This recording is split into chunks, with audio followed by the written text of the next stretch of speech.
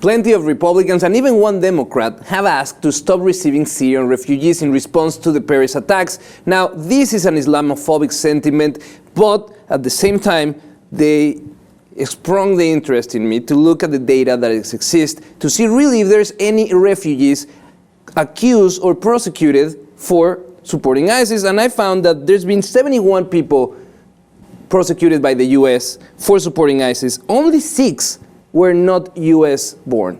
Most of them, 2/3, were born in the US and naturalized citizens. We have people from Bosnia, we have people from Uzbekistan, and even from Cuba, but not a single Syrian refugee that has been accused of supporting ISIS. And yet, we have people like Ted Cruz, a son of a Cuban immigrant, a Cuban refugee, calling to stop receiving all of Syrian refugees because they're a risk.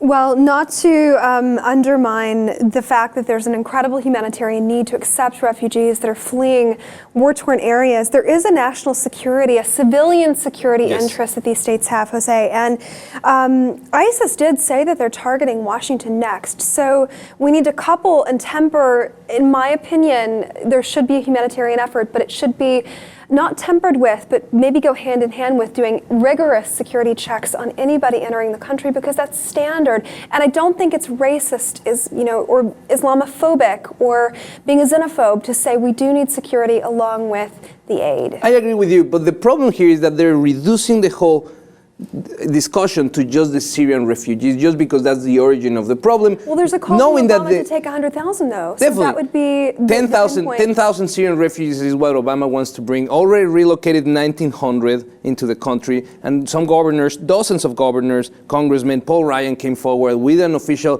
position statement from the Republican Party saying we have to take a break. We can't go forward because, in a sense, you're right. This is a moment of heightened national security, where we have to be more vigilant than ever. But at the same time, we don't have to allow those politicians that want to make this a political gain and turn this into a Islamophobic sentiment where we say, you're from Syria, you're a Muslim, you're the problem. I think that's what is wrong. I totally agree with you. And I hate the term national security. It invokes Dick Cheney's big head every time I hear that word. I think we should reframe it. This is an issue of civilian security, of everyday people who could be impacted. There does need to be those measures in place. At the same time, the 21 governors that said they would not accept, we saw people coming out and saying that they would. The Oregon governor, for example, she said that she welcomes Syrian refugees. Yeah. Kentucky governor, he said it was a Christian thing to do. We'll accept them. So you do have the turn. On the flip side, governors are saying, we'll take them. Yeah, because at the same time, you can't look away from the fact that there's 7 million or 8 million Syrian refugees that are being displaced from their country because of this conflict. They can't legally, I'm sorry to cut you off, but they can't legally do it anyway, Jose. Yeah. I mean, we're talking about a federal act, the Federal Refugee Act of 1980 bars states from saying that they won't accept refugees. They don't have a legal recourse of doing that anyway. That's why it's becoming a political thing. If they had the power to change things and to say this state is not going to receive refugees, then you could say that it's an honest way of them of protecting the people in their state. But it's not. It's just a way for them to change the discourse, to change the political ambience, and it's sad. And again, we see people like Marco Rubio, like Ted Cruz, and Ted Cruz. There's a little, there's a weird connection. He's the son of a Cuban immigrant. The irony is that the only refugee that has been put behind bars for the longest, is 10 years, is this guy, a Cuban refugee. His name is Miguel Morán Diaz, and he identified himself as a lone wolf terrorist. And he, got in touch with an undercover investigator, claiming that he wanted to buy weapons because he wanted to be a sniper, carved ISIS on the shells of the bullets, and just stormed a city for 2 weeks before he got caught. So they knew that ISIS was there.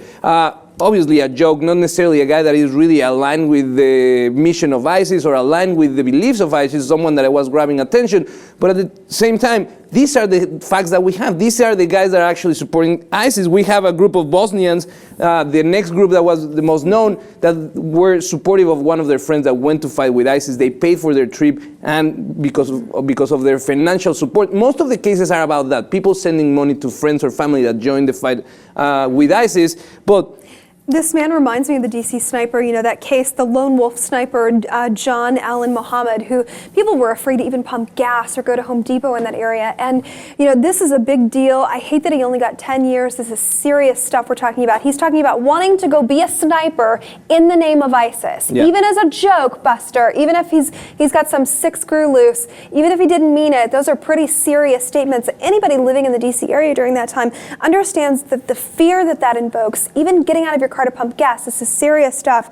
And just thankful that he was saying it to an undercover investigator, not a cohort. Yeah, well, we have dozens of governors asking the government to stop receiving Syrian refugees, but the data says that there's no cases of Syrian refugees supporting ISIS from the United States.